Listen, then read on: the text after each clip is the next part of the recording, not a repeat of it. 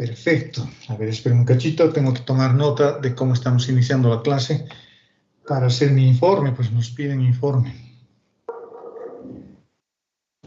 Ya. Bueno, vamos a avanzar a nuestro último capítulo, o nuestro último tema antes del primer parcial. Y es este que es relativamente corto, lo vamos a terminar rápido. Pero es un tema nuevo, pero nuevo en el sentido de que hay algunas cosas, algunas definiciones previas que hay que tomar en cuenta y que son útiles, digamos, al momento de resolver problemas que tengan que ver con las integrales de superficie de campos vectoriales, que es lo que vamos a ver ahora. Vamos a estudiar las integrales de superficie de campos vectoriales. Fíjense cómo hemos ido evolucionando, ¿no? Hemos estudiado las integrales de línea de campos escalares. Nos hemos tomado una clase para estudiar solo eso y sus aplicaciones, la masa, el centroide o las coordenadas del centro de masa, los momentos de inercia, etcétera, etcétera, etcétera. Y como aplicaciones geométricas hemos visto, por ejemplo, que esas integrales de campos escalares, integrales de línea de campos escalares, sirven para encontrar, por ejemplo, áreas de superficie de cilindros rectos, cuando la curva está en el plano XY. Luego hemos visto las integrales de línea de campos vectoriales, asociado al trabajo, a la independencia de la trayectoria, a la circulación. Y como aplicación a la mecánica, como una herramienta que nos permite encontrar el trabajo, digamos, que se efectúa sobre una partícula. El campo de fuerzas que efectúa sobre una partícula. La anterior clase hemos visto las integrales de superficie de campos escalares. Muy parecido a las integrales de línea de campos escalares. También nos sirven para definir, en este caso, centroides o centros de masa, momentos de inercia, momentos estáticos. También nos ha servido para encontrar áreas de superficie, haciendo que la cantidad subintegral o el campo escalar valga 1. Hemos calculado masas, promedios de masas, etcétera, etcétera. Y ahora vamos a ver el último tema dentro de este capítulo de integración vectorial, que es el referido a las integrales de superficie de campos vectoriales. Entonces voy a evaluar una integral de superficie que va a estar dentro de un campo vectorial. A ver, ¿para qué me podría servir eso? El campo vectorial es como podría representar, por ejemplo, un campo electromagnético. Podría representar un fluido para el caso de los civiles. Y yo voy a meter una superficie dentro de un campo electromagnético, o dentro de un fluido, o dentro de un gas. Entonces, lo que voy a cuantificar cuando evaluemos estas integrales de superficie de campos vectoriales, cuánto de campo vectorial atravieso la superficie. Eso es lo que vamos a cuantificar. Eso es lo que representa, a grosso modo, o como la parte más fundamental, digamos, de lo que vamos a estudiar en este capítulo. Entonces, no hay que perder de vista. Eso es lo que vamos a estudiar. La cuantificación de cuánto campo vectorial, que puede ser un fluido, que puede ser un campo electromagnético, que puede ser un gas, que está atravesando una superficie. Y fíjense la implicación, la importancia de eso, porque eso es algo que a veces queremos cuantificar dentro de los procesos de la ingeniería, ¿no? Eso es lo que vamos a estudiar en este último capítulo. En este último tema, con lo que cerramos la integración vectorial. Bueno, vamos a hacer algunas definiciones previas. Y la definición inicial, básica, es esa que dice acá. La integral de superficie de un campo vectorial. Fíjense, ahora yo tengo un campo vectorial. Un campo vectorial, ¿qué es esto? Ya no es un campo escalar, es un vector. Está referido a una base, en principio la base canónica, es un campo vectorial, cuyas componentes van a depender de x, de y y de z, porque son vectores en el espacio, y la integral de superficie se va a evaluar sobre ese campo vectorial. Y la superficie que estaría atravesando ese campo vectorial va a ser S. Y este es un elemento diferencial del campo, perdón, de la superficie. Es un elemento vectorial de la superficie. ¿De acuerdo? Entonces, fíjense, su definición es muy parecida también a las anteriores que hemos estado viendo, aunque su significado ahora es un poco diferente. Acá, que es donde deberíamos concentrarnos en principio, en esto. ¿Cómo voy a expresar ese elemento diferencial vectorial del área? ¿Cómo lo voy a representar? Hay distintas formas. Eso es lo que vamos a ir viendo a continuación. El diferencial de S, aunque debía haber escrito con mayúscula, porque S es la longitud de arco, S minúscula, y S mayúscula es la superficie. Pero viendo el contexto me puedo dar cuenta fácilmente si es el arco o si es la superficie, ¿no? ¿Cómo me doy cuenta? Viendo cuántas integrales hay acá. Hay dos, tienen que ser superficies, porque las integrales dobles son integrales de superficie. Por lo tanto, este diferencial de S tiene que ser superficie. Veamos, ¿cómo puedo encontrar la forma diferencial, la forma vectorial o algo equivalente a esto? La primera forma es que yo pueda ser capaz de representar mi superficie como una función vectorial de dos parámetros, como una función vectorial de variable vectorial, así. Porque si tengo esto, fácilmente puedo encontrar su elemento de área. El elemento de área va a ser simplemente la derivada de ese vector que representa la superficie respecto de uno de sus parámetros u y respecto del segundo parámetro que es b, y con eso voy a tener el elemento de área fácilmente, como un vector, porque el producto vectorial es un vector. Perdón.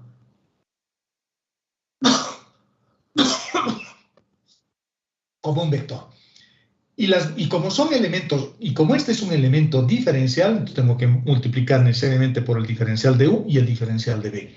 Un ejemplo típico de eso es, por ejemplo, las ecuaciones vectoriales de una esfera. Estas son las ecuaciones vectoriales de una esfera. Se parecen, de hecho son iguales, que las ecuaciones de transformación de las coordenadas esféricas, donde u es el ángulo de elevación y b es el ángulo que barre el horizonte, el azimut.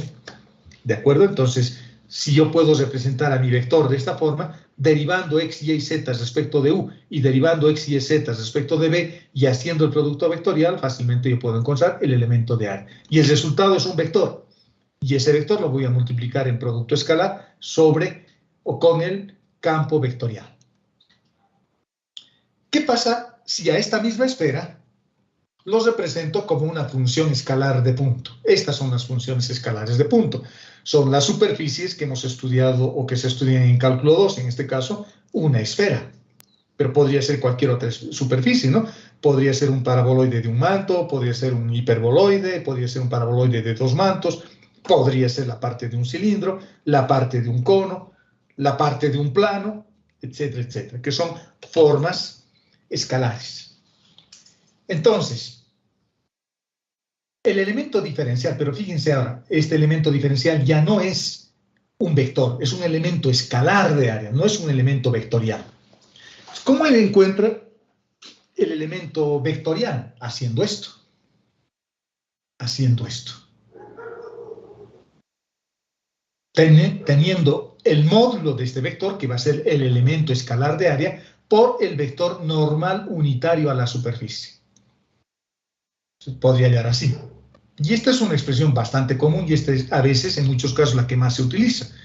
Porque el elemento de área lo puedo encontrar proyectando la superficie sobre alguno de los planos coordenados, como hemos visto en el capítulo anterior, proyectando sobre el plano XY, sobre el plano XZ y sobre el plano YZ. Y el vector normal unitario lo puedo encontrar utilizando el gradiente. Porque no se olviden de que el gradiente es un vector perpendicular a una superficie. Y por lo tanto, esa superficie lo tendré que igualar a una constante y luego formar el gradiente tomando las derivadas parciales sucesivas de las variables. Y de esa forma tengo un gradiente. Y además lo tengo que volver unitario. Por lo tanto, multiplicando ese vector normal unitario por el elemento escalar de área, puedo fácilmente encontrar lo que necesito. La forma vectorial de área, esta, diferencial de S. Otra forma de encontrar es con proyecciones, ¿no? Con proyecciones ortogonales, pero utilizando los cosenos directores. O sea, la misma expresión que vimos, o las mismas ecuaciones que vimos en el capítulo anterior. Solo que en el capítulo anterior me quedaba hasta ahí, porque solo necesitaba el diferencial de S, nada más. Pero ahora necesito el diferencial de S como vector. Que ahora necesito como vector. Y lo que estoy definiendo acá, o en estas otras dos, o en estos otros tres, son esto, ¿no? El elemento escalar de área. Para volverlo un vector, tengo que multiplicarlo con el vector normal unitario. Así tengo el vector superficie como vector, el vector área como vector. Coseno de alfa, coseno de beta y coseno de gamma, no se olviden que son los cosenos directores. Espérenme un cachito.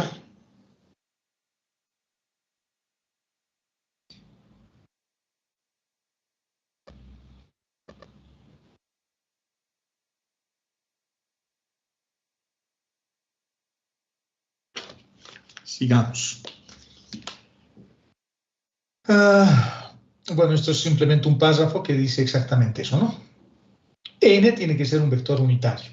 Aunque van a fijarse con los ejercicios que vamos a resolver hoy en la siguiente clase, de que a veces no es necesario que sea unitario, hay otras formas alternativas. Pero lo clásico, lo que aparece en todos los libros, es el requerimiento de que este vector sea unitario. Pero hay otras formas de resolver estas integrales de superficie. Y esas otras formas se las pongo acá, por ejemplo, con esta nota, que no aparece en el Shawnee, no aparece en algunos libros, pero se los pongo de todas formas. Cuando se evalúa una integral de superficie desde un campo vectorial, que es lo que estamos estudiando ahora, proyectando la superficie sobre el plano coordenado XY, en este caso estoy tomando el plano XY, pero lo puedo analizar también para cualquier otro plano. Se los dejo como tarea para ver cómo esta expresión podría modificarse. Es bueno que lo piensen, no todo en la vida no los dan como formulita, ¿no? Les doy esto, pero ustedes podrían investigar cómo podrían hacer, o darse cuenta mirando simplemente esta fórmula, cómo podría ser la expresión cuando lo proyecto en un plano diferente al plano XY, porque acá lo estoy proyectando sobre el plano XY. Fíjense qué dice esto. Para empezar, las componentes del campo vectorial son P, Q y R. Primer punto. Y la superficie, o para la superficie, he despejado Z. He despejado Z. Fíjense la formulita. Es P por la derivada parcial, porque esto lo puedo separar así, por la derivada parcial de Z o G de XY respecto de X. Y con signo menos. Menos la derivada de G respecto de Y, de esta misma función, multiplicado por Q con signo menos, y más E, positivo, y solo R, sin derivar respecto de nada. En realidad estaría por la derivada de Z respecto de Z, pero eso vale 1. Y así tengo. En esta formulita lo que quiero que se den cuenta es que la variable que tengo despejada es positiva y no se multiplica con nada. Y las otras variables, o las otras componentes, o las otras variables, X y Y, son las variables que voy a usar para derivar respecto de X y respecto de Y, y van con signo negativo. Y luego estoy haciendo una especie de producto escalar, ¿no? Esto es el gradiente, en realidad. Esto es un gradiente. Esto es un gradiente, que lo he multiplicado con las derivadas, con las componentes de este vector. Si se fijan con detenimiento esto, lo que he hecho es multiplicar un gradiente, el gradiente de esta función, con las componentes de este vector. Eso es lo que he hecho. Y eso es esta formulita. Es bonito, si ustedes se fijan. O sea, tendría P, Q, R, escalarmente con el gradiente. Y va a ser la derivada respecto de X de G o de Z negativo,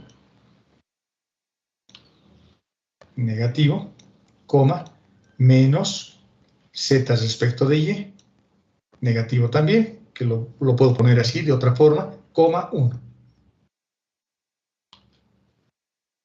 ¿De acuerdo? Es lo que hemos hecho. Y al multiplicar eso puedo calcular fácilmente. Fíjense que en este procedimiento no encuentro vectores normales unitarios, nada, directamente lo multiplico por el gradiente, directamente. Es una forma directa de hacer las cosas. ¿De acuerdo? Sigamos. Sigamos. Sigamos. Veamos algunos ejemplos, porque en realidad eso es lo único que hay que saber. En estas integrales no hay mucho, digamos. Veamos ejemplos. Y algunas definiciones en los ejemplos. Vamos a suponer que nos dan una superficie vectorial, una superficie parametrizada, como también se la dice. Bueno, a mí no me gusta usar mucho la expresión parametrizada porque me da la sensación de que son tres ecuaciones separadas, pero cuando las combino forma un vector. Forma un vector. Y esta es la superficie. Lo estoy expresando como un vector columna o como combinación lineal de su base. Mientras no me digan otra cosa, la base que estoy usando es la base canónica. Por lo menos hasta acá. Cuando veamos coordenadas curvilíneas, ya la superficie lo puedo expresar en cualquier base. En base canónica, en base cilíndrica, en esférica, en curvilíneas en general. ¿De acuerdo? Veamos qué dice lo que nos está queriendo mostrar este pequeño ejemplito. Para las superficies parametrizadas, es decir, para estas formas vectoriales, al igual que en las funciones escalares, no es necesario solo escribir la forma de la ecuación, también tenemos que precisar, tenemos que determinar dónde esa superficie existe. Tenemos que analizar su campo de existencia. La superficie puede ser, no sé, una cosa tan grande como esta, una parte de una esfera o de lo que sea, una superficie como esta. Y vamos a suponer que yo quiero colocar límites o quiero evaluar solo el flujo que atraviesa, no sé, una parte como esta, solo esta partecita. Solo esa parte. Solo quiero averiguar ahí.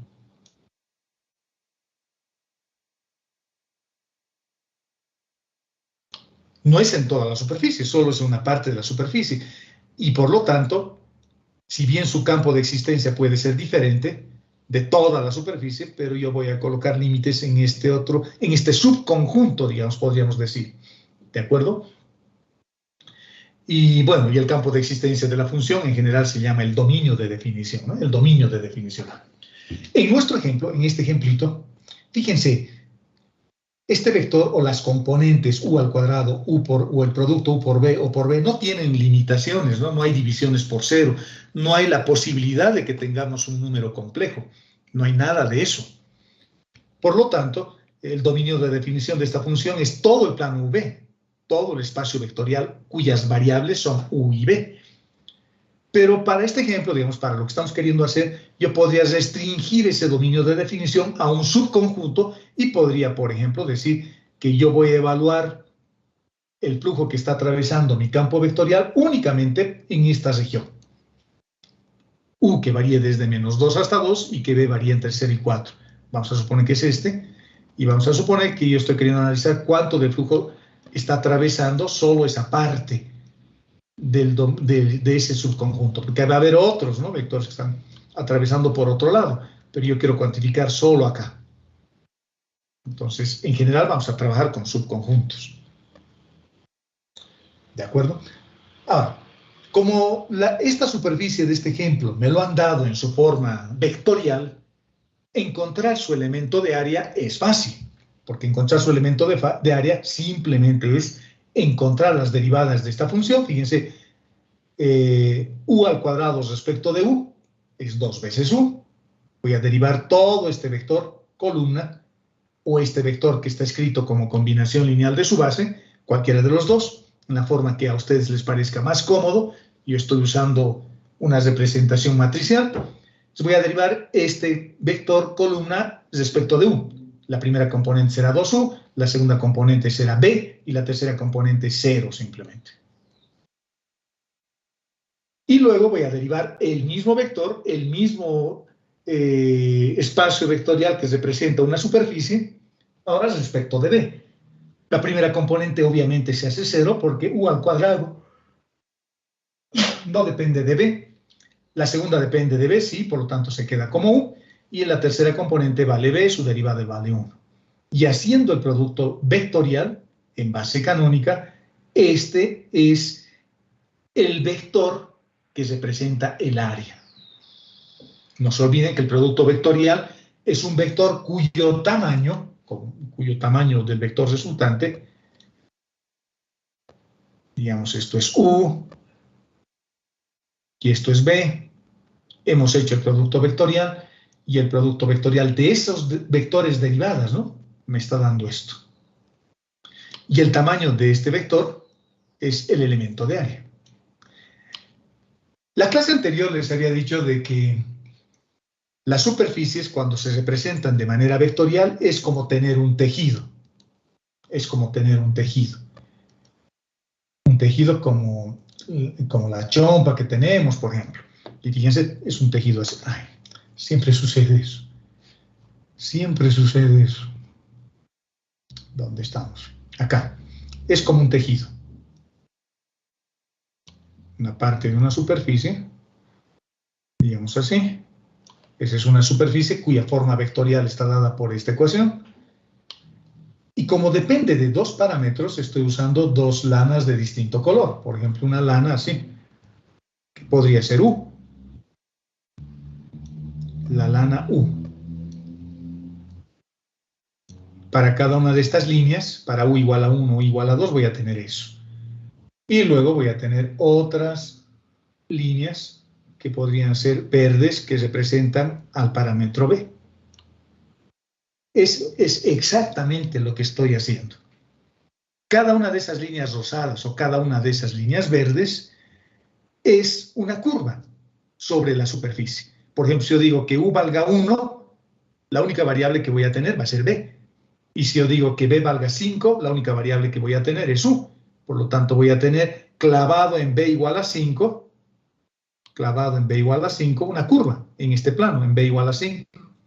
Y esa curva va a ser la curva, no sé, U igual a 1, U igual a 2. Es un tejido, ¿no? Es como si estuviera enlazando mis dedos o entrelazando mis dedos. Cuando agarro mis 5 dedos de cada mano y los entrelazo, entonces eso es lo que estoy haciendo y a eso se le llama superficie. Y como solo necesito dos hilos, su dimensión es 2. Distintas formas de ver lo que significa o lo que representa un espacio vectorial. Y cuando yo encuentro esas derivadas respecto de U o respecto de B, lo que estoy encontrando es lo que hacemos siempre. En un determinado punto, por ejemplo, sobre esa curva azul y sobre esa curva verde y sobre esa curva rosada, lo que estoy encontrando cuando derivo cada una respecto de cada una de las variables, lo que yo estoy encontrando son los vectores tangentes a esas curvas. Tangente a la curva rosada y tangente a la curva verde. Y cuando hago el producto vectorial, estoy encontrando el área del paralelogramo sobre esa superficie. Pero tiene que ser un elemento diferencial. Porque de otra forma, si no fuese diferencial, si me quedo solo con este vector, lo que voy a tener es un paralelogramo tangente a la superficie. No voy a obtener un plano que se acomode a esa superficie curva. Por eso tiene que ser diferencial, para que ese paralelogramo sea prácticamente un punto. Y ese punto sí se acomode perfectamente sobre cualquier superficie alabeada, sobre cualquier superficie que tenga curvatura. ¿De acuerdo? Por eso trabajamos con elementos diferenciales, ¿no? El elemento de área, fíjense, ahí está. Su elemento de área, que no es más que este producto que acabamos de hacer, pero multiplicado por el diferencial de U, por el diferencial de B, porque yo necesito que este paralelogramo sea un punto, no sea tan grande, porque si fuese muy grande, el plano es plano, ¿no? Es plano, no es curvo. Por lo tanto, lo que voy a tener es un plano tangente a la superficie, pero no voy a tener la superficie propiamente dicha. Por eso tiene que ser diferencial. Por lo tanto, mi elemento vectorial de área, en su forma diferencial, es esta o esta otra, cualquiera de las dos. ¿De acuerdo? Vamos a suponer que me dan otro ejemplito. Vamos a suponer que me dan un plano como ese. Y es una superficie escalar en este caso. Y que lo podemos proyectar al haber despejado Z, lo estoy proyectando en el plano X100. Y su dominio de definición podría ser una parte del primer octante, por ejemplo. Aunque el dominio de definición de esta función es todo el espacio, ¿no? Por ejemplo, podríamos poner límites de y que varía entre 0 y 1 menos x, y x que varía entre 0 y 1. Su dominio de definición ya está definido por esas variables. Y estaríamos refiriéndonos solamente a esta partecita, en el plano X100. Y varía desde 0 hasta la ecuación de esta recta y x varía de 0 a 1. Ese es su dominio de definición. Y ahí voy a colocar límites y la superficie estará encima de esto, ¿no? Ahora, ¿cómo voy a encontrar su elemento de área para esta superficie? ¿Cómo vamos a encontrar su elemento de área? Bueno, fácil, fácil. En este caso, como no me han dado la forma vectorial y me han dado una forma escalar, lo voy a hacer con proyecciones. ¿Sobre quién estoy proyectando? Sobre el plano XY. Este es el dibujo sobre el plano XY. Y esto es el dominio de definición donde se supone que estoy queriendo evaluar el flujo que atraviesa este plano. Como lo estoy proyectando sobre el plano XY, mis variables de integración van a ser X y Y. Y por lo tanto, tengo que despejar Z como está acá. Tengo que despejar Z como lo tenemos acá. Para que Z sea la que derive respecto de X y Z derive respecto de Y. Y de esa forma encuentro este factor de escala que me va a permitir colocar límites en el plano XY, pero que implícitamente, en realidad yo voy a estar colocando límites, entre comillas, sobre la propia superficie. Pero estoy haciendo un truco, no estoy colocando directamente sobre la superficie. Aquí estoy colocando sobre el plano XY. Y este elemento es adimensional, ¿no? No tiene unidades, porque de otra forma sería un volumen. X es dimensión lineal, metros, por ejemplo. Y tiene dimensión lineal. Y otros metros, ya tengo metros al cuadrado. Y si esto fuese también o tuviese unidades lineales, tendría metros al cubo, sería ya un volumen. Pero esto no tiene dimensiones. Encontrando la derivada respecto de X, de Z respecto de X y Z respecto de Y luego reemplazando en esta formulita, estas dos derivadas en esta fórmula, puedo encontrar fácilmente su elemento escalar de área. Su elemento escalar de área. ¿De acuerdo? Eso es el elemento escalar de área. ¿Cómo lo haría de la otra forma? Que fíjense, al principio de esta clase, les he mostrado lo que hemos hecho ahora, cuando me lo dan como forma vectorial, cuando lo hago con proyecciones, lo que hemos hecho con el plano. Y ahora voy a hacer de otra forma, voy a encontrar el elemento escalar de área con los cosenos directores. Con los cosenos directores. Como lo estoy proyectando sobre el plano XY, mis variables de integración van a ser X y Y. Igual que en este caso, X y Y. Solo que ahora ya no va a estar multiplicado por esta raíz, lo que va a ser dividido por el coseno director de gamma. Gamma es el ángulo que existe entre un vector cualquiera y el eje Z. Y ese gamma se encuentra así, proyectando el vector normal sobre K. Pero el vector normal también tiene que ser unitario. Y en valor absoluto siempre. Fíjense, esto es fácil de acordarse. ¿Sobre qué plano estoy colocando? Sobre el plano XY. XY. Mi curva, pero está en el espacio. Mi superficie, mejor dicho, está en el espacio. ¿Y qué variable falta? Z. Z falta. Muy bien. Entonces Z lo vamos a hacer representar con K. Y lo pongo en el denominador. Y lo multiplico escalarmente con el vector normal unitario a la superficie, que lo voy a encontrar con el gradiente. O en el caso del plano, su vector normal no va a ser más que los coeficientes numéricos de las variables, ¿no? Esta ecuación es X más Y más Z igual a 1. ¿Y cuál es el vector normal de este plano? En este caso, el vector normal es único, ¿no? Porque es un plano. Su vector normal es 1, 1, 1.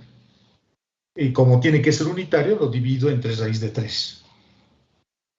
El plano está acá.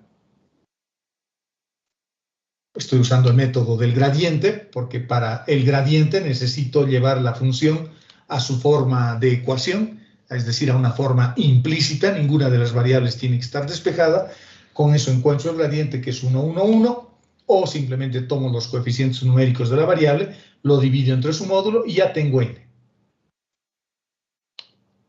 Ahora hago el producto escalar de acuerdo a la formulita entre K y N.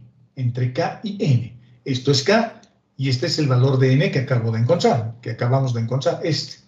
Hacemos el producto escalar y el resultado es 1 sobre raíz de 3. Por lo tanto, reemplazando en la formulita, me queda esto. Ese es el elemento escalar de área, que es el mismo que nos encontró hace rato. En este caso. De dos formas diferentes. Bueno, de tres en realidad. Cuando me lo dan en su forma escalar, etc. También me lo pueden dar en su forma escalar a esto, ¿no? Puedo hacer parametrización de Monge. Fíjense las posibilidades que tengo. Puedo hacer parametrización de Monge. Puedo decir que X sea U, que Y sea B. Lo estoy llevando a su forma vectorial. No quiero trabajar con la forma escalar. Y que Z sea 1 menos U menos B. Ya está, ya lo tengo en su forma vectorial.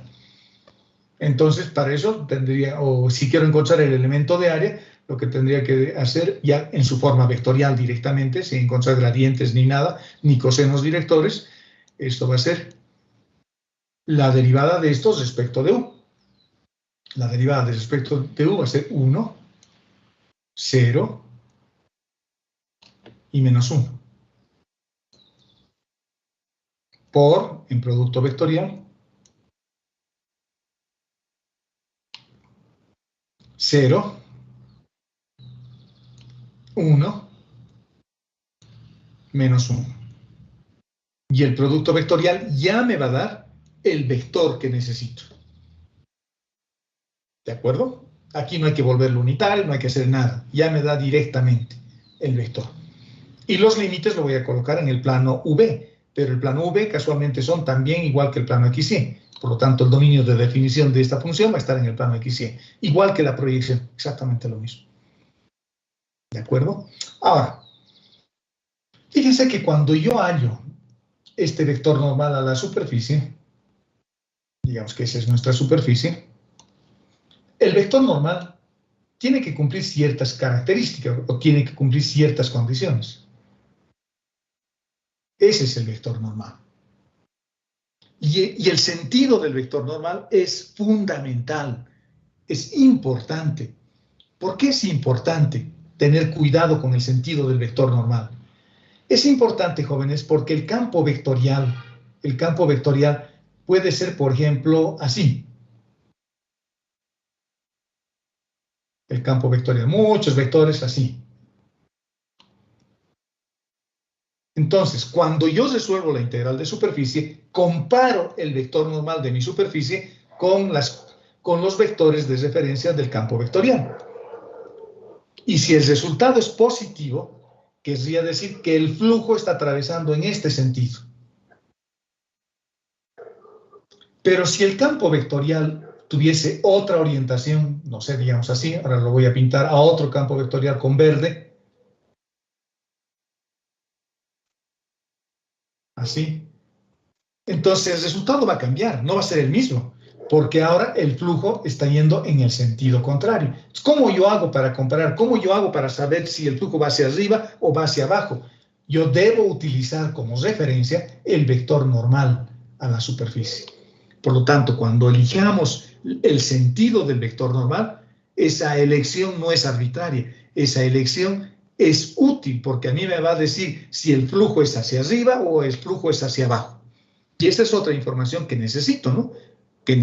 O sea, no es solo calcular el flujo es un campo vectorial y ese campo vectorial puede estar yendo en un sentido o en el otro. Y yo necesito conocer si ese flujo va en un sentido o en el otro. Y para averiguar el sentido del flujo, lo hago a través del vector normal. ¿Está claro? ¿Me están entendiendo? ¿Está claro, jóvenes? Sí. Perfecto. Perfecto, jóvenes. A veces no nos explican esto en los libros, ¿no? Pero es importante la elección del sentido del vector normal. Bueno, las propiedades de esas integrales de superficie son las mismas que las integrales que las propiedades de todas las integrales que hemos hecho, así que no vamos a volver a escribir, ¿no? Que las constantes salen, que si tengo dos cantidades subintegrales puedo dividir, son las mismas exactamente. El único cuidado que hay que tener acá es con lo que acabo de decir, con el sentido de los vectores. Y acá justamente les estoy hablando de cómo deberíamos elegir el sentido del vector normal a la superficie. Hay dos criterios. Uno es más fácil de entender que el otro, porque el otro es un poco más arbitrario. Cuando tengo una superficie cerrada, Por ejemplo, no sé, no solo una esfera como he dibujado acá. Podría ser, no sé, un paralelepípedo, por ejemplo. Voy a dibujar un paralelepípedo aquí. Digamos ese. Un paralelepípedo. Es una superficie cerrada también, no tiene borde. Está autocontenida, ¿no? La superficie, esta esfera no tiene borde. Está cerrada. Y este paralelogramo o paralelepípedo también. Entonces, cuando tengo superficies cerradas, el sentido del vector normal que debo elegir o que debemos elegir siempre va a ser el sentido saliendo de la superficie. Y en este caso, por ejemplo, tendré 6 vectores normales. Un vector normal para cada uno de estos planos. Fíjense, estoy dibujando unos vectores normales. Entonces, si voy a resolver una integral de superficie sobre esta superficie cerrada, que es un paralelogramo, paralelepípedo, siempre me confundo. Entonces tengo que elegir siempre los vectores externos, los vectores que están saliendo. Y no solo en este paralelepípedo, ¿no? En cualquier figura o superficie cerrada. Imagínense que tienen un tetraedro. Igual, los vectores tienen que estar saliendo siempre. Esa es la referencia que voy a usar.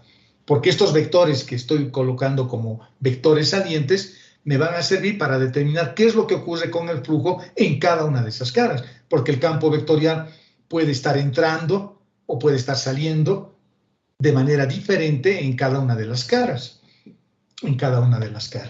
Entonces, cuando tenga superficies cerradas, sin borde, sin frontera, siempre elijan el vector externo, el que está apuntando hacia afuera. Por ejemplo, podría no tener solo eso, podría tener un cono, por ejemplo, un cono.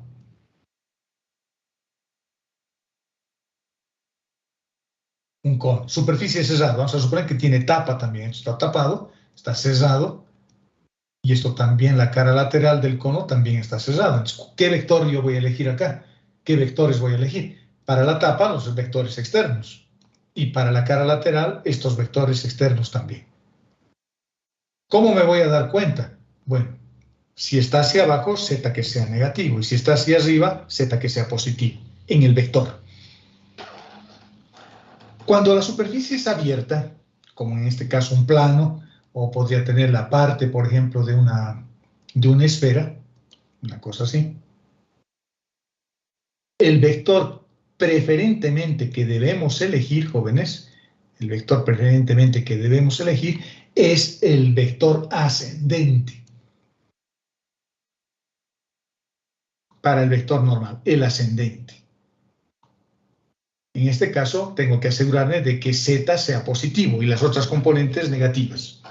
Ese es el vector que tienen que elegir, z positivo, cuando la superficie es abierta.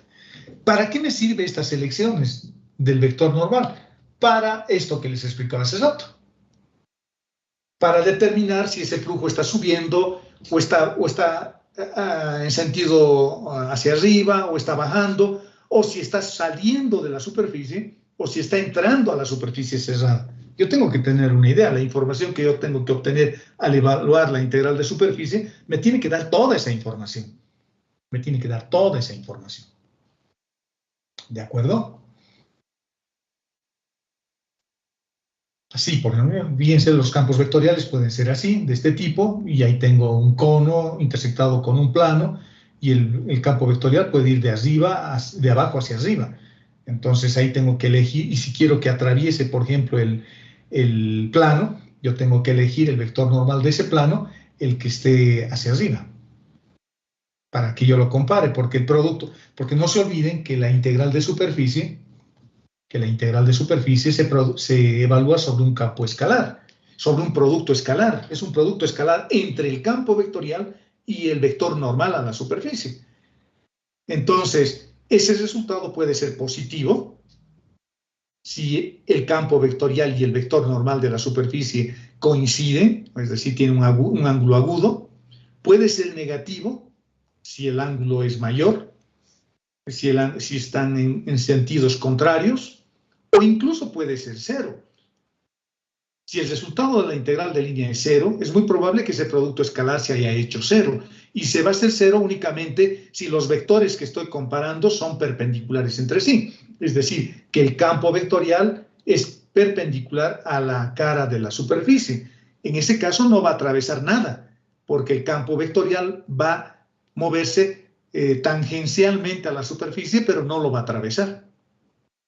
Fíjense, la explicación o la idea intuitiva que viene detrás de resolver una integral de superficie. No es solo resolver la integral de superficie, es interpretar lo que estamos haciendo. La matemática, jóvenes, por lo menos en mi perspectiva, no es saber resolver una integral, es hablar bien ese lenguaje y saber lo que me está diciendo. ¿De acuerdo? Y no se aprende con los ejercicios más difíciles, se aprende leyendo teoría. ¿De acuerdo? Sigamos. Sigamos, jóvenes. Notas. Algunas notas relacionadas con esto.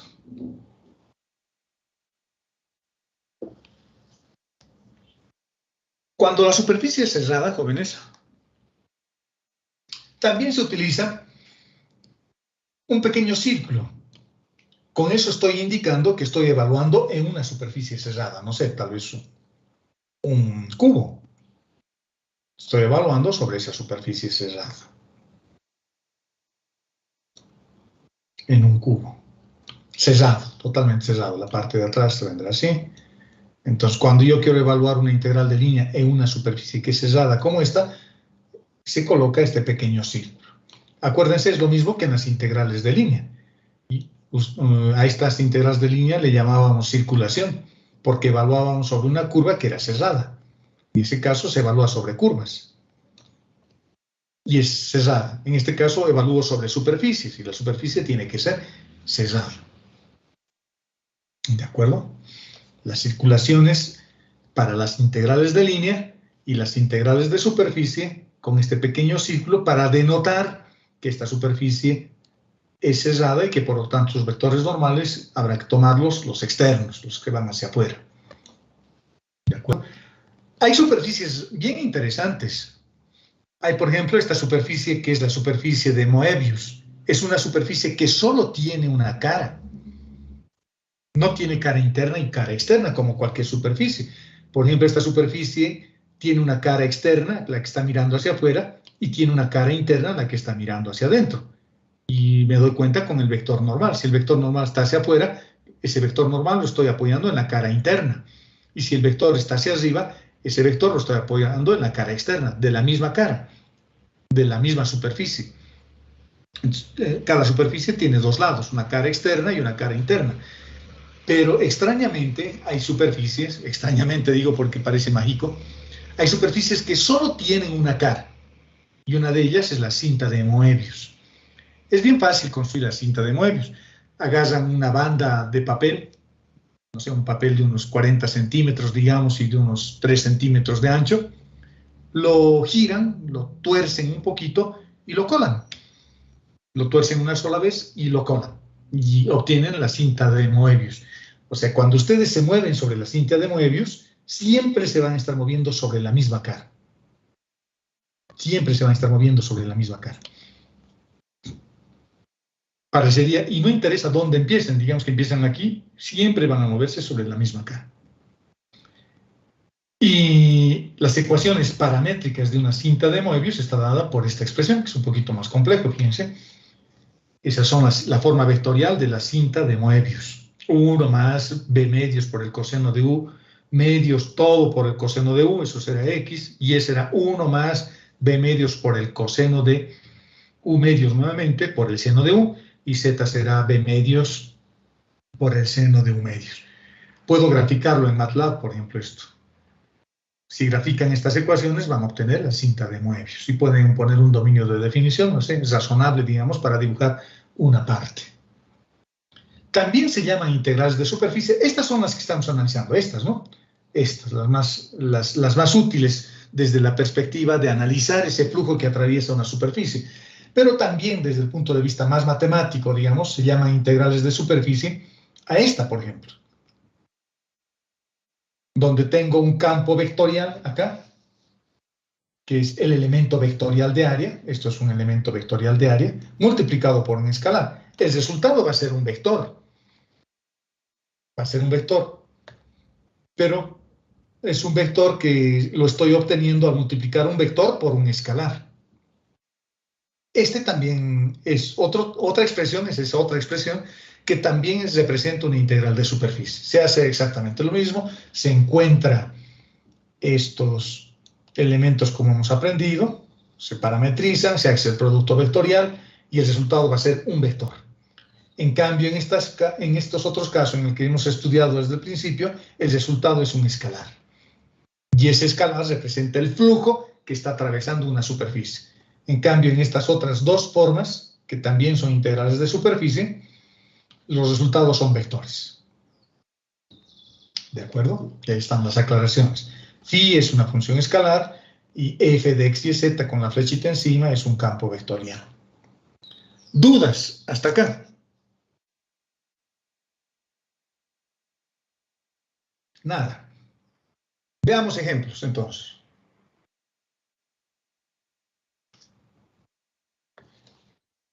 Nos piden, estoy tomando agua, perdón, jóvenes, se me seca la boca a veces. Nos piden calcular una integral de superficie. Eso es un flujo, ¿no?, que estábamos calculando. El flujo que es representado por la función vectorial f de x y z, que está atravesando la superficie representada por el diferencial de S como vector. Fíjense que el campo vectorial es el vector de posición, x y z. Y la superficie es una esfera. Y nos piden que evaluemos solo sobre la superficie superior. Si yo me hago un dibujito de esto, voy a tener la esfera. Es una esfera centrada en el origen de coordenadas, es una esfera unitaria. Así. Solo la parte superior y el campo vectorial, si nuestros ejes están por acá. Esto es Z. Esto vamos a suponer que es Y. Y esto vamos a suponer que es X. X, Y y Z. Como nos están pidiendo que evaluemos solo sobre la cara, sobre el hemisferio norte, solo sobre una semiesfera con Z positivo, entonces tengo que elegir adecuadamente cuál va a ser mi vector. Nunca se olviden de esto. Hay que elegir adecuadamente. Me acuerdo, mi superficie es abierta, no tiene borde. Y el borde es una circunferencia unitaria, x al cuadrado más y al cuadrado igual a 1. Por lo tanto, el vector que tengo que elegir preferentemente deberá ser el vector ascendente. El vector ascendente. Veamos. Lo voy a llevar a su forma vectorial. Lo voy a llevar a su forma vectorial a la esfera. En otras palabras, voy a parametrizar la esfera como si fuese un vector. Y como su radio es unitario, entonces voy a usar las coordenadas esféricas. Voy a usar coordenadas esféricas. Seno de U, las coordenadas esféricas serían el radio, que vale 1 en este caso, el seno del ángulo de elevación por el coseno del ángulo de azimut. Y va a ser igual al seno del ángulo de elevación por el seno del ángulo de azimut. Y Z va a ser coseno de U. Coseno de U. Cuando hacemos esto, cada variable tiene su posición, tiene su lugar, no es arbitrario. Cuando ustedes representan las variables en el plano, en el espacio cartesiano rectangular y los representan como una terna ordenada, se coloca así, ¿no? X, Y, Z. Ese es el orden de las variables, porque cada variable está asociado a un vector, al vector Y, al vector J y al vector K. Estoy hablando solo de las variables. Esta es la primera variable, esta es la segunda variable y esta es la tercera variable, en ese orden. Ahora el campo vectorial podría ser así, por ejemplo, Y, Z, X, pero no me está diciendo nada esto. Esto lo único que me está diciendo es que este campo vectorial es así, nada más. Podría ser Y al cuadrado, podría ser X por Y, cualquier cosa. Cuando represento un vector no me dice nada. Pero cuando veo el orden de las variables siempre es x, la primera variable, y es la segunda variable y z es la tercera variable. Y no puedo cambiar ese orden porque le cambiaría el sentido y ya no estaría trabajando en un sistema de giro derecho. Con las variables en el sistema esférico es lo mismo. La primera variable es el radio, la segunda variable es el ángulo de elevación y la tercera variable es el ángulo de azimut. En cilíndricas es lo mismo. La primera variable es el radio de un cilindro, el ángulo θ, que se mide respecto al eje X, y la tercera variable es Z.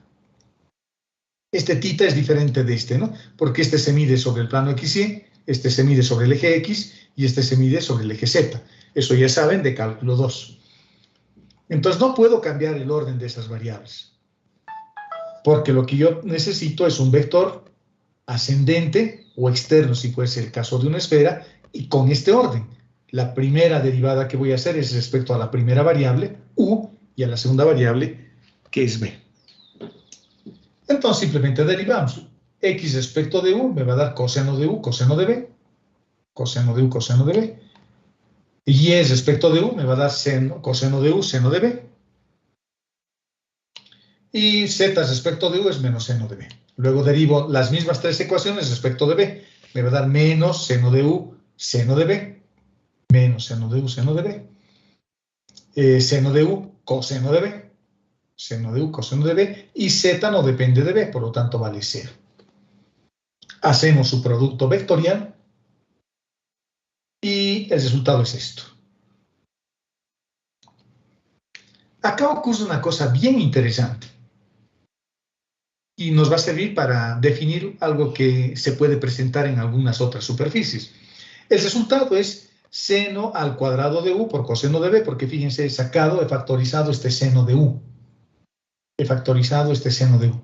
Porque el resultado real, si ustedes hacen este producto vectorial, van a encontrar seno de u al cuadrado por coseno de b, la primera componente. La segunda componente va a ser seno al cuadrado de u por el seno de b. Y la tercera componente es seno de u por coseno de u. Se ha factorizado de cada una de esas filas el seno de u y me queda eso. Es como factorizar, la matriz es como un vector, ¿no? Estoy trabajando con un vector paralelo en realidad y el vector que me ha quedado es este. Y he factorizado seno de u. ¿Por qué he factorizado seno de u? Por una cosa bien interesante. Miren, si yo tengo una esfera en el espacio,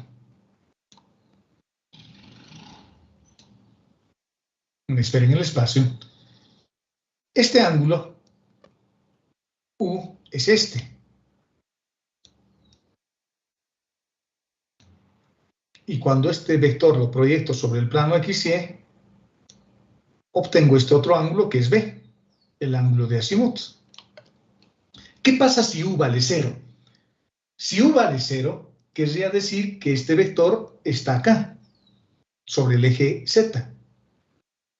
No me interesa b, no estoy viendo b, solo estoy viendo u. Y si u vale 0, si vale 0 radianes o 0 grados, quiere decir que el vector está sobre el eje Z. Fíjense qué ocurre. ¿Qué ocurre? Si no hubiese factorizado esto, si no hubiésemos factorizado, esto se hace 0, porque seno de u vale 0. Por lo tanto, la primera componente se va a anular. Se va a anular. La segunda fila, por el seno de u, también se anula. Pero este no va a valer 1. Por lo tanto, el vector es ascendente, externo, y estoy verificando que está bien. Cumple con las reglas que hemos fijado, con esos criterios que hemos definido. Si la superficie es cerrada, es el vector externo el que voy a tomar. Y si la superficie es abierta, como en este caso, porque estamos considerando solo la mitad de la esfera, el vector es ascendente. Pero ha sido importante factorizar para entender un tema, no para modificar el resultado, sino para entender un tema bien importante. Que si no hubiese factorizado, si no interpretara bien mi resultado, este seno también aparece acá. Y el seno de u hace que esto valga 0. Y me estaría diciendo que en el polo norte, lo mismo ocurre en el polo sur, no hay un vector tan perpendicular a la superficie. Me estaría diciendo que la superficie esférica es hueca en el polo norte y en el polo sur. ¿Han escuchado de esas teorías conspiranoicas donde nos dicen que puedo entrar al interior de la Tierra por los polos? Este es su fundamento matemático. Interesante, ¿no? Estamos demostrando que los polos son huecos y que no existe este vector, porque este vector va a existir solo si hay una base, ¿no? Si esta superficie existe. Pero si se anula, querría decir que no existe este vector porque sería el vector nulo que estaría aquí en el centro de la Tierra. Y eso no es cierto. Por lo tanto, esas teorías de conspiraciones de que los polos norte y sur están huecos y que por ahí puedo entrar a la esfera de la Tierra que es hueca, no es tan cierto. Porque si yo trabajo con un vector paralelo, lo estoy haciendo más pequeñito, ese vector sí existe y vale 0,01, como tiene que ser.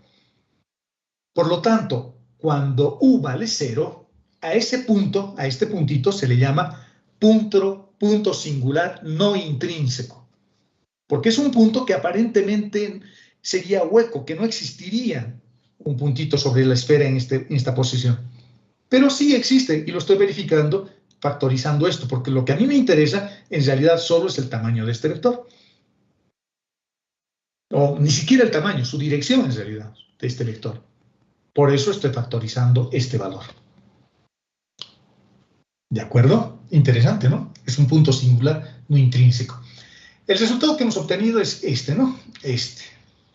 Ahora voy a hacer el producto escalar entre el campo vectorial, que es este, y el vector diferencial de S, que es seno de U, coseno de B, seno de U, seno de B, coseno de U. Por el diferencial de U, haciendo el producto, me queda esto. Y el resultado es 2pi. ¿De acuerdo? El resultado es 2pi. Segunda forma para resolver este ejercicio. Segunda forma. Fíjense, pero quiero que se den cuenta de algo, ¿no?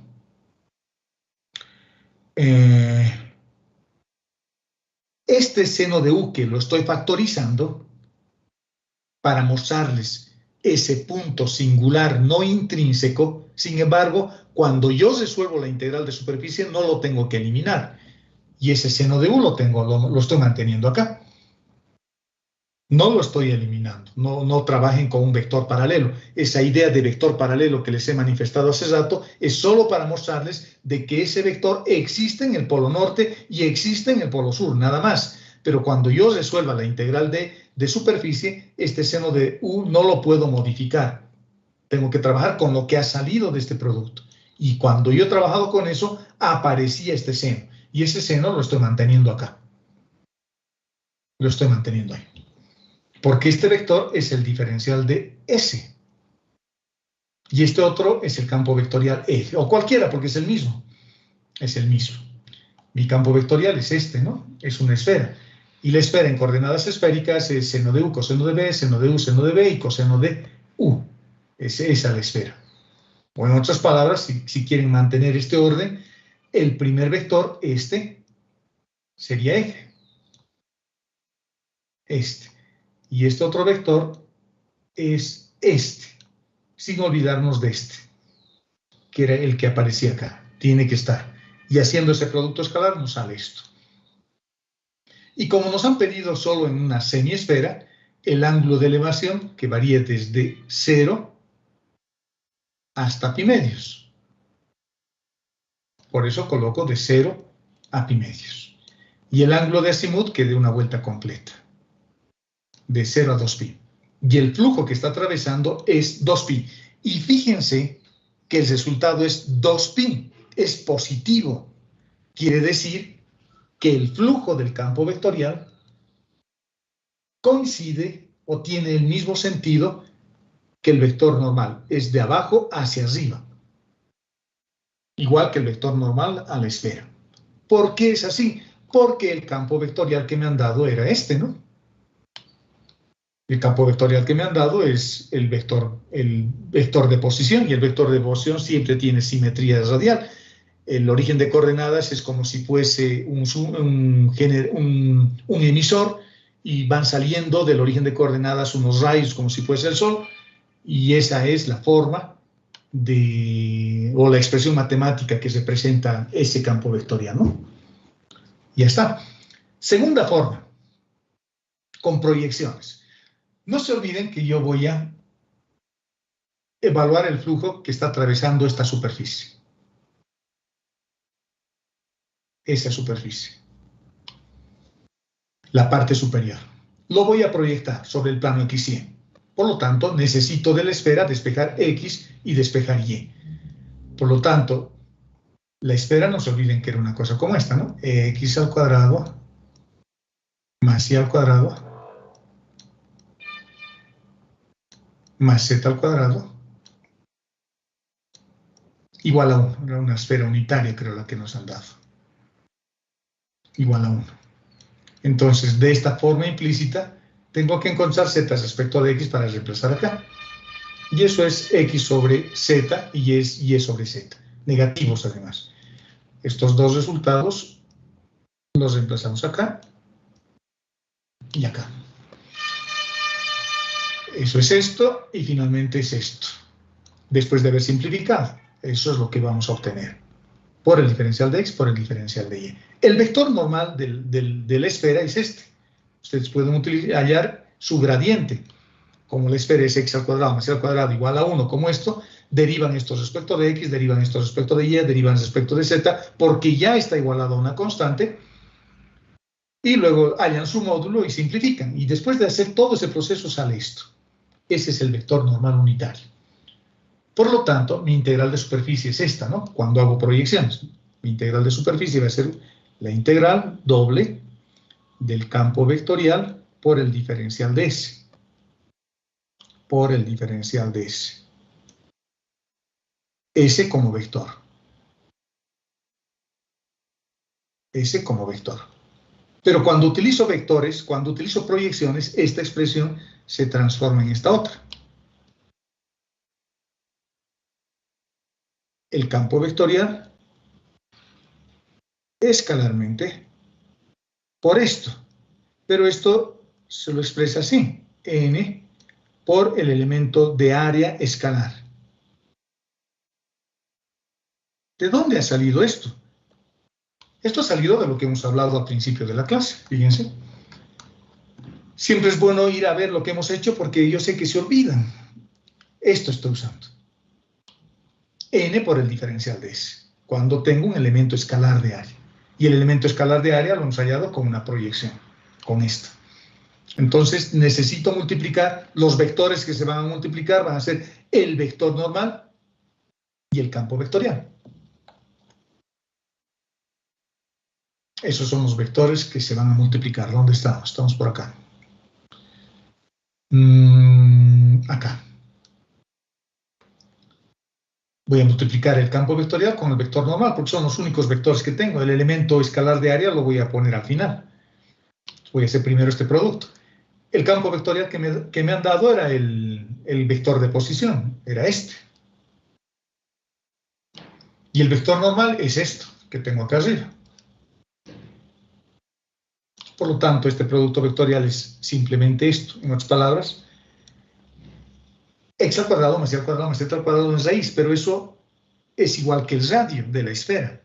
Y vale 1. Por lo tanto, todo ese término vale 1. Todo ese término vale 1. Y nos queda simplemente esto. ¿De dónde ha salido esta raíz del denominador? Del elemento escalar de área, por si acaso. Porque alguien me podría decir, pero se ha vuelto todo 1, este elemento se ha cancelado con lo que tenía arriba. Sí, pero este resultado que hemos obtenido como 1 arriba es simplemente el producto escalar de f con n. Esto todo tengo que multiplicar con eso, por eso aparece la raíz que tengo acá abajo. Y ya está. Esta es la integral que tengo que resolver. Es una integral doble común y corriente y su dominio de definición va a ser una circunferencia unitaria en el plano x100, que es la intersección de la esfera con el plano z igual a 0. Y el resultado también sale 2pi. Entonces hay dos formas que les estoy mostrando para que ustedes puedan resolver fácilmente, ¿no?, las integrales. Veamos otro. Nos piden calcular el flujo de un campo vectorial. Ahora mi campo vectorial ya no es el vector de posición, es un campo vectorial que tiene una forma extraña, o esa menos x menos y z al cubo. Y nos están pidiendo que evaluemos sobre una parte del cono. Este es un cono, por supuesto aquí tengo que saber reconocer mis superficies, ¿no? Es un cono. Y de altura el cono tiene 3 unidades. Porque z varía entre 1 y 3. Entonces quiero hallar el flujo que atraviesa este cono. ¿De acuerdo? Lo puedo llevar a su forma vectorial a mi cono, para que todo lo lleve a su forma vectorial. Porque el cono me va a servir para parametrizar absolutamente todo. El cono lo puedo meter dentro de un cilindro. Un cilindro como este. Lo puedo meter dentro de un cilindro. Fíjense, ahí estoy mostrándoles. Ha desaparecido mi cono totalmente. Lo vamos a volver transparente. Por lo tanto, como a mi cono lo puedo meter dentro de ese cilindro, voy a usar coordenadas cilíndricas para parametrizar. Las coordenadas cilíndricas son estas, ¿no? Eso sabemos de cálculo 2. Esto y esto. Esas son mis coordenadas cilíndricas. Pero en coordenadas cilíndricas hay 3 variables. Hay el radio, hay el ángulo y hay z. No puede ser una superficie, eso es un volumen, porque hay 3 variables. Cuando hay una variable es una línea. Cuando hay 2 variables es una superficie. Y cuando hay 3 variables es un volumen. Por lo tanto, tengo que eliminar de acá una de las variables. Y la ecuación que voy a usar para eliminar una de las variables es la del cono, porque sobre el cono estoy evaluando. Es el cono al que lo estoy metiendo dentro del cilindro. Por lo tanto, la ecuación del cono y las coordenadas cilíndricas tienen que estar relacionadas de alguna manera. Y la manera de relacionar es utilizar coordenadas cilíndricas y eliminar una de esas variables con la ecuación del cono. Me podrían dar cualquier otra ecuación. Me podrían dar una esfera también. Entonces podría eliminar una de las variables en cilíndricas con la esfera. Lo que voy a hacer es reemplazar la ecuación del cono con las cilíndricas. xz al cuadrado va a ser igual a x al cuadrado más y al cuadrado, pero x al cuadrado más y al cuadrado me da 0. Esto es el cono en cilíndricas. Me está diciendo que la altura varía de la misma manera que el radio. Si la altura vale 3, el radio también va a valer 3 cuando estemos en la parte superior. Pero esta ecuación me está dando un vínculo entre z y r. Por lo tanto, lo que voy a hacer es reemplazar o z o r. Como me han dado la variable z, entonces voy a usar z como variable. En lugar del radio voy a poner z, z y se queda z. Si no querían usar z, podían usar el radio. Entonces me hubiese quedado radio, radio, radio. Y en ese caso, el radio hubiese variado de 0 a 3. Porque z es igual al radio. Ya está. Esta es la forma vectorial del cono. Ese es el cono en su forma vectorial. Y he usado o me he apoyado en las coordenadas cilíndricas para encontrar eso. ¿Podía usar otro tipo de parametrización? Sí, podía usar parametrización de Monge. Que x valga u, que y valga u, b, y que z sea raíz de u al cuadrado más b al cuadrado. Otra parametrización, otro vector con otras variables. Pero yo, en vez de usar raíces que tengo que derivar después, prefiero utilizar esta parametrización media trigonométrica que corresponde a las coordenadas cilíndricas para no tener que trabajar ni con las raíces, ni pensar que la raíz tiene 2 signos, etcétera, etcétera, ¿no? Siempre se complica. En coordenadas cilíndricas la primera variable es el radio, luego está el ángulo y luego está z. Como hemos eliminado el radio y me estoy quedando con z, esta se constituye en la primera variable y esta en la segunda. Por lo tanto, voy a encontrar la derivada de R respecto del radio. Esto es R, ¿no? Todo esto ya es R. El vector de posición no es el radio, es el vector, la función vectorial. Si no quieren llamarle R, llámenle F, porque estoy usando un vectorcito encima, una flechita encima para denotar que esa es una función vectorial. En cambio acá no estoy usando nada, simplemente es el radio del cilindro. ¿De acuerdo? Entonces derivamos respecto de radio y me va a quedar menos z seno de tita, z coseno de tita, y la componente en la dirección de k no tiene tita, por lo tanto vale 0. Ahora derivamos respecto de z, me da coseno de tita, seno de tita y 1. Hacemos el producto vectorial y tengo esto. Ese es el vector. Ahora, este vector lo voy a multiplicar, con el campo vectorial. Y haciendo ese producto me da esto. El campo vectorial que me han dado es esto, ¿no? Eso. No se olviden que lo que estoy haciendo es lo siguiente, por si no me están siguiendo. Esta integral que estamos resolviendo es esta, ¿no? La integral de superficie. Diferencial de S. Así. Pero esto lo puedo representar así. Cuando lo llevo a su forma vectorial. El campo vectorial y el elemento vectorial de área, escalarmente acá, ¿no? Escalarmente. Y el elemento escalar de área, fíjense a qué es igual, es R de tita por R de z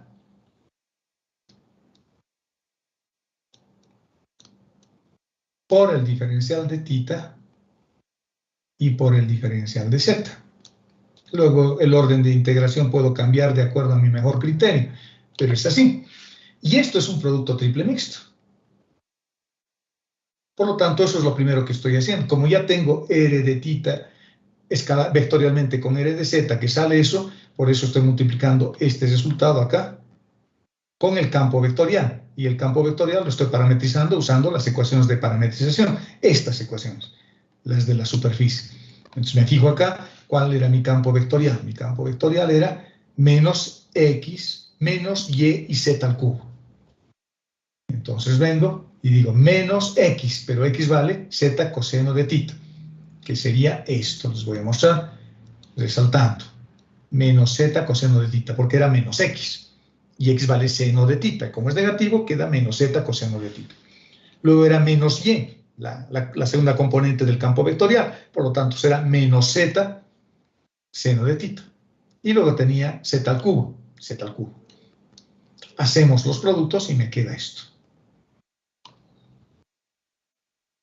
De acuerdo, el signo negativo lo factorizo y coloco mis límites para z, que varía de 1 a 3, porque será la altura que nos han pedido, y tita, que varía de 0 a 2 pi. Tiene que dar una vuelta completa para hacer todo el cono. Y hay que integrar eso.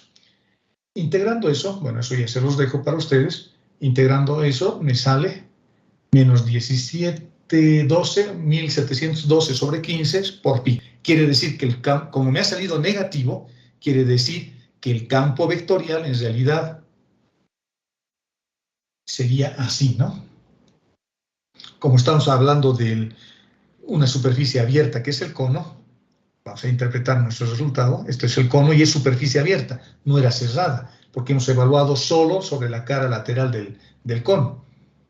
No era cerrada. Y el vector normal que hemos encontrado, hay que analizar, ¿no?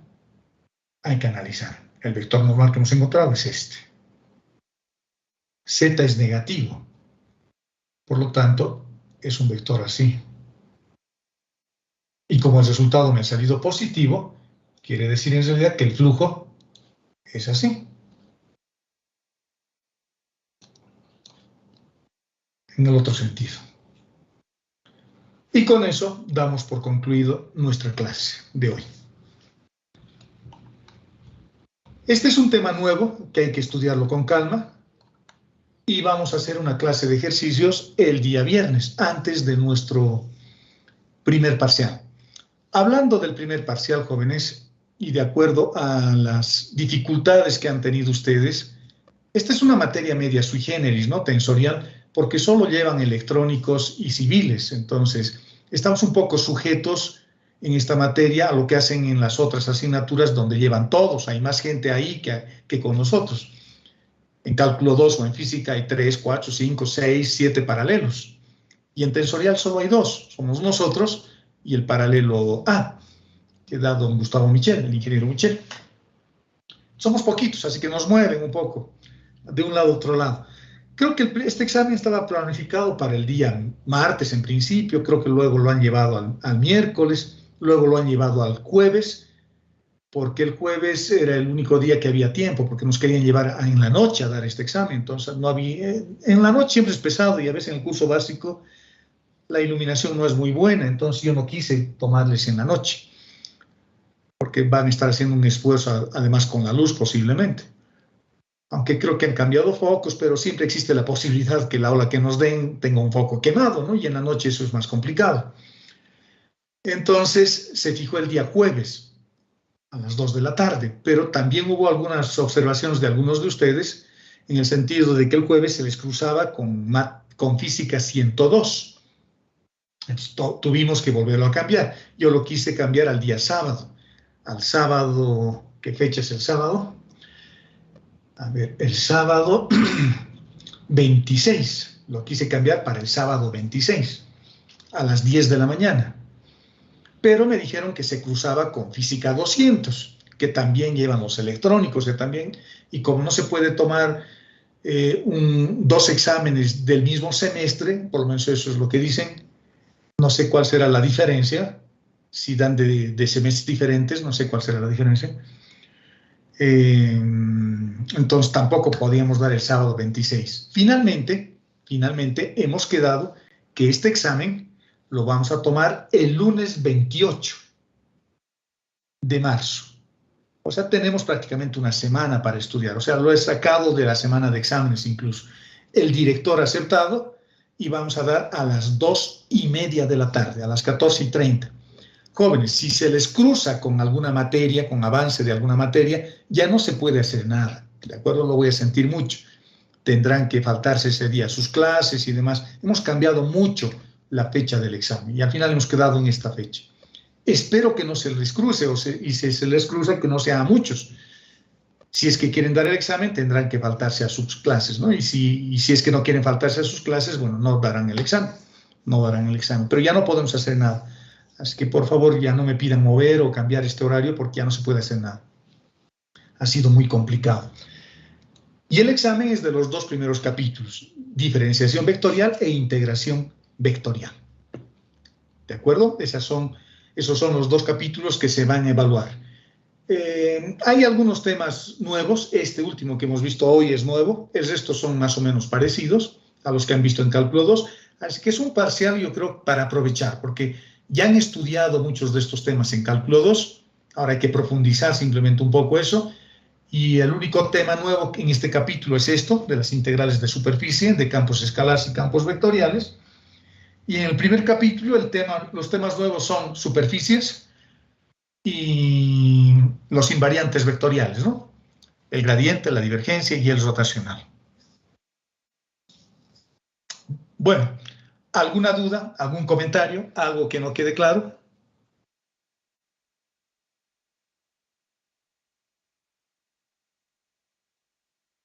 ¿Todo está claro, jóvenes?